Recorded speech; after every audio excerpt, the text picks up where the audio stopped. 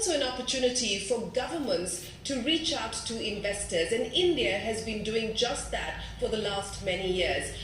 In the past, we've had former Prime Minister Manmohan Singh here in Davos, and we've also had Prime Minister Modi here attending the World Economic Forum's annual meeting, pitching the India story to global investors and to other leaders as well. So today, to kick off our Davos 2020 coverage, we're going to talk about the potential of India as an innovation and investment destination. It continues to be one of the world's fastest growing economies, despite the fact that at this point in time there is a slowdown that the Indian economy is faced with. Outside of traditional businesses, what we are seeing is a lot of enthusiasm in India's startup ecosystem. In fact, just to give you some numbers and some perspective on the way that that side of the economy has grown, about $550 million were raised by Indian startups in 2010, and for 2019 that number stands at $14.5 billion. So there is upside, there is potential. There are of course deficits that need to be addressed both in terms of policy,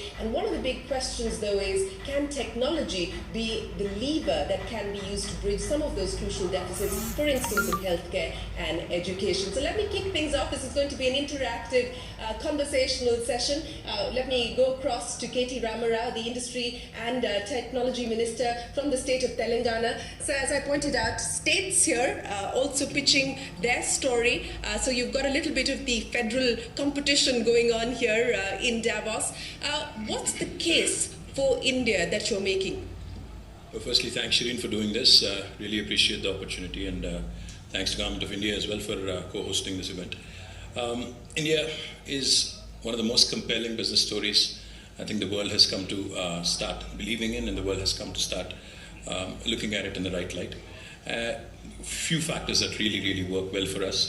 One of the things, of course, is the whole engine room population, or engine room segment, which is about 40% of the youth between the age of 20 and 40, is a huge advantage which India has, which I think no other country at this point of time possibly can look at or talk about. Yeah. Secondly, I think the way innovation as an ecosystem is emerging in India is also extremely promising. We've had some brilliant unicorns come up in even the most unlikeliest of locations in India, and just the way all these enterprises, because to quote John Chambers, who I had met last time here, he said the next million or the next couple of million jobs are not going to come from the Fortune 500, with all due respect to the Fortune 500 companies in the room.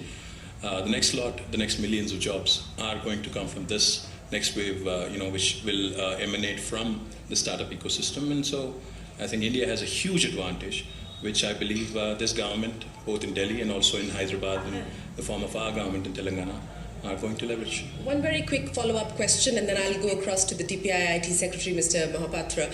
You spoke of how the government in Telangana is going to work with the government at the center. One of the concerns that investors have is that while there might be policy, execution happens at the level of the state, and that is where they face challenges, because licenses have to be given out at the level of the state government, municipal organizations, and so on and so forth. What can be done to ensure that there is a greater degree of predictability, because the experience has been patchy?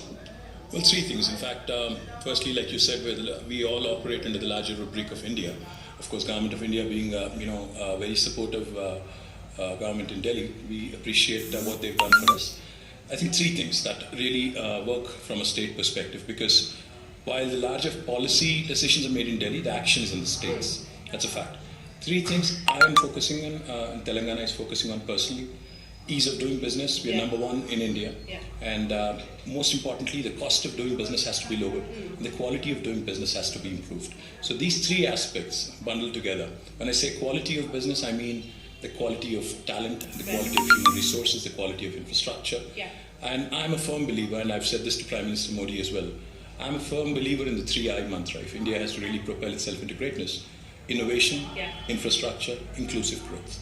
I think these three I's put together is what is going to help our states emerge stronger, and obviously the stronger the states, stronger the nation. So therefore, we've been working very closely with DPIIT and Mr. Goel and his entire team, and Mr. Mohapatra, of course. We're thankful to them for their support. but I think a lot more needs to be done on the infrastructure space. Right. And while states continue to lead on innovation, I think infrastructure is where Government of India can come to our rescue. And they talked about 102 lakh crores Yes. of rupees. Yes. So I'm hoping Telangana will get a big chunk of that. Everyone is hoping that they'll get a big chunk of that. But let me come to the DPIIT Secretary. As Mr. Ramarao pointed out, a lot more needs to be done. The question that I'm asking you is, in terms of future action, in terms of follow-up action to the reforms